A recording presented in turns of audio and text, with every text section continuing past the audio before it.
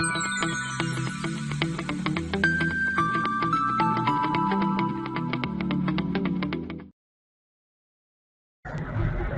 everyone, myself Paula Mukana, Assistant Professor of EC Department at LJ Institute of Engineering and Technology.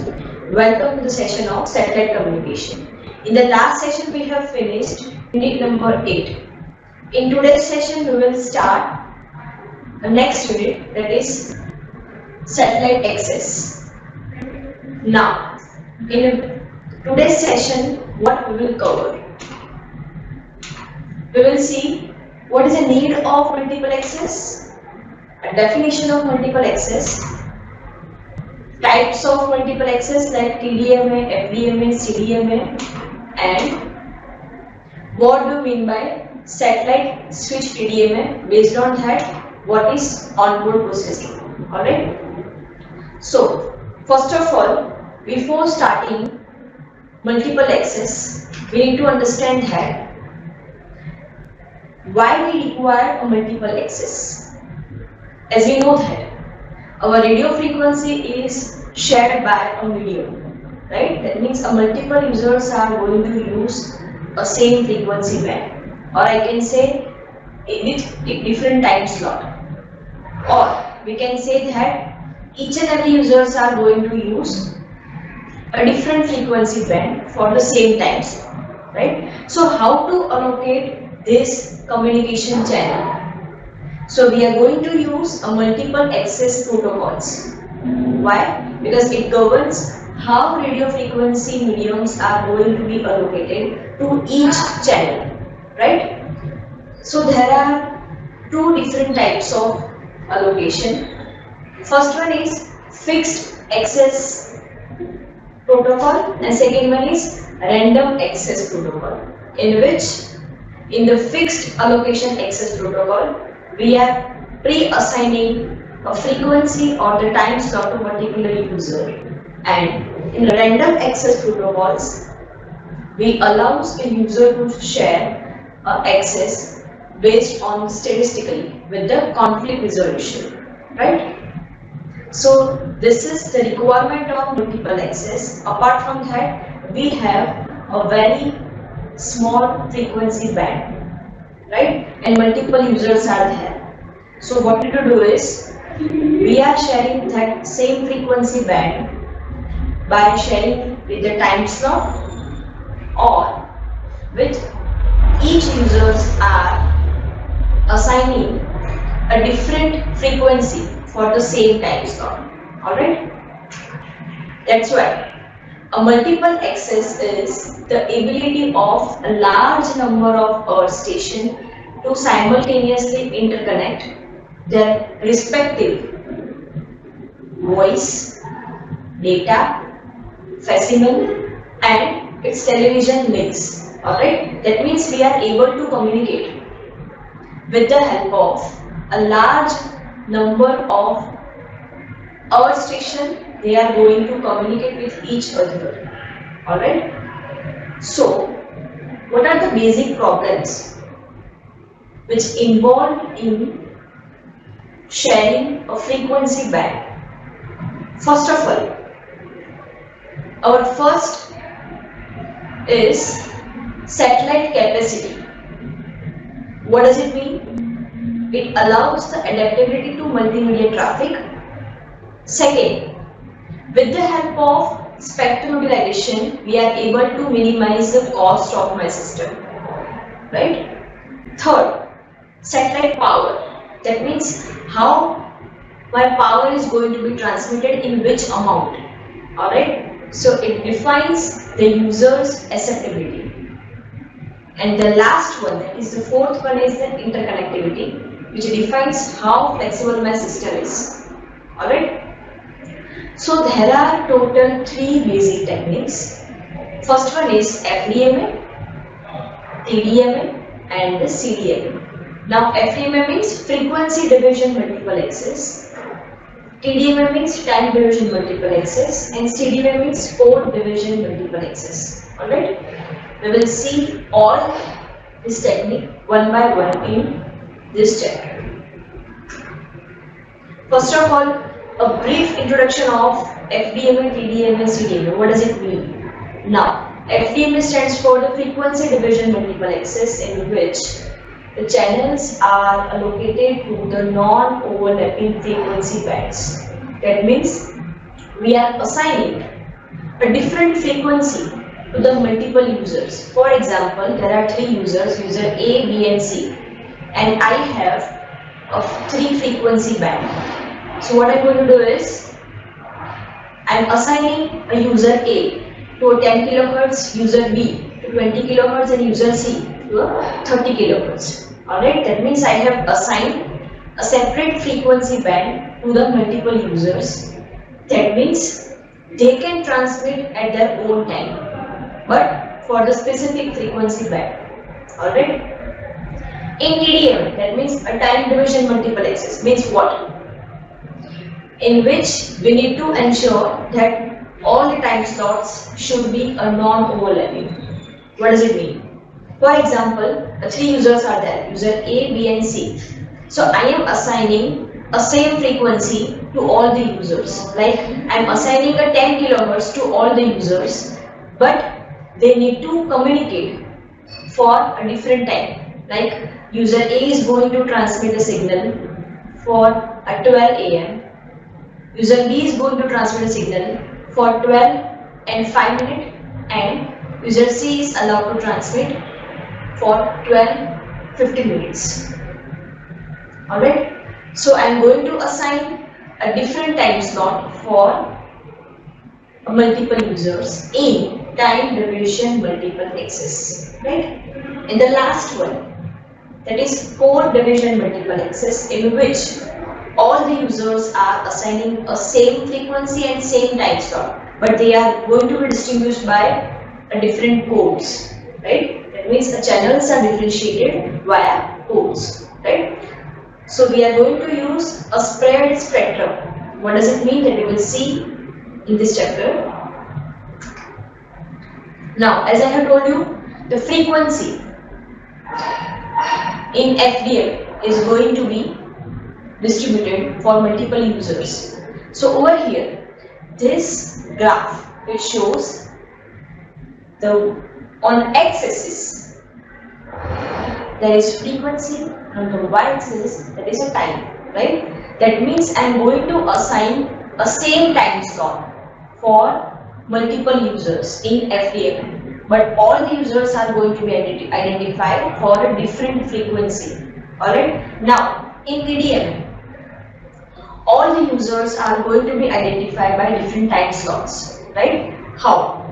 I am going to assign a same frequency. You can see over here that same frequency is going to be assigned, but they need to communicate for a different time. That means I am going to assign a time slot to each and every users. But in TDMA, the time synchronization is must. Alright? In the last, CDMA. What does it mean? CDMA stands for code division multiple access, in which all the users are going to be identified by codes. That means each and every users have a same frequency and the same time slot. Alright, see over here that each and every users are going to be identified by a same time and the same frequency, but they have a unique codes and they are decoded at the receiving side. Alright. So this is the brief introduction of FDMA, TDMA and CDMA. Alright. Now first we are focusing on the frequency division multiple access. What does it mean? As I have told you, the brief introduction of FDMA, apart from that, there are basically two types of FDMA. First one is pre-assigned FDMA. And second one is demand assigned FDMA. Now, what does it mean? In pre-assigned FDMA, I am going to assign a frequency to each and every user without getting a demand from that user, right? But in demand assign, I am only assigning a frequency to the particular user when I am getting the demand from that users. Alright, so we will see one by one pre-assign and the demand assign FDMA. So first, the multiple access techniques which is used in the satellite communication system. Alright, over here the available frequency band is going to be divided into n non-overlapping channels. Right, that means after each channel there is a small guard band to avoid overlapping. Right. Third, that I have told you already, the guard band is required to overcome the overlapping of channels or the frequency. Right? Why? Because it minimizes the interference between the channels. Alright? And the fourth, FDM, that is frequency division multiplexing, which is used to transmit data to the satellite. Alright? The main advantage of FDMA is the filter that we can use to separate each and every channels. Right? So this is the brief introduction of FDMA. Now I will explain you with the help of this diagram. These two diagram is for the two separate transponder. This is for transponder 1, this is for transponder 2. Now, you can see over here that this is in my horizontal axis, frequency is there, carrier frequency is there in megahertz, right? So my bandwidth of transponder is 36 megahertz. Alright, so what we need to do is, we are assigning a specific frequency, for example 3714 megahertz to one user, 3726 megahertz to another user, and 3736 megahertz to another user. Alright, if I am going to assign a same frequency band to the another user, then I have to use a different frequency, different carrier frequency. Alright, because my bandwidth is limited. Right, so 3759 megahertz, which is assigned to the single user, and 3771 megahertz is going to be assigned to the another user. Alright, so it is based on how much bandwidth is available and how that bandwidth is going to be divided in the frequency times frequency and how it is going to be assigned. So it is available through the frequency division multiple access. If we have a transponder bandwidth of 54 megahertz, now what we will do? In 54 megahertz, over here, the 40 kilohertz is specified for a digital speech channel. You can see over here that. But each and every channel is going to be separated by a 10 kilohertz guard band. Why? To overcome the overlapping. Alright. Now, what are the advantages of FDMA? First, if the channel is not in use, it sits as an idle. Right? Second, it is efficient when number of station is small and the traffic is uniformly constant. But if numbers of users are going to be increased, and if I have a bandwidth limit, then I am not able to assign frequency band to all the users. Alright? We don't require any timing synchronization. Why? Because all the users have the same time slot. I don't need to synchronize the time. They can transmit at their own time, but they are going to be identified by their frequency. Alright, because each and every users have a separate frequency band. Alright, and the fourth one is there is a no restriction regarding the type of baseband. That means which type of baseband I am going to use and which type of baseband I am going to use. Alright. So these are the advantages of FDM. Right. So what are the disadvantages?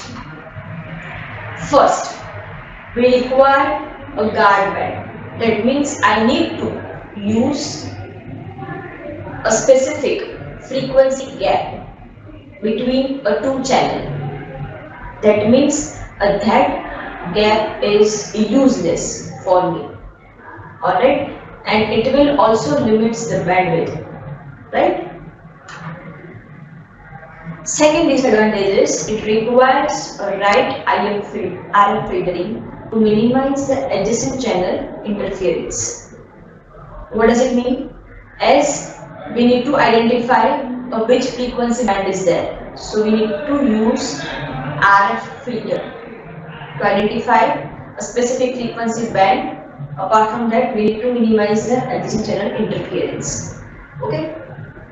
So these two are the disadvantages of FDM, right?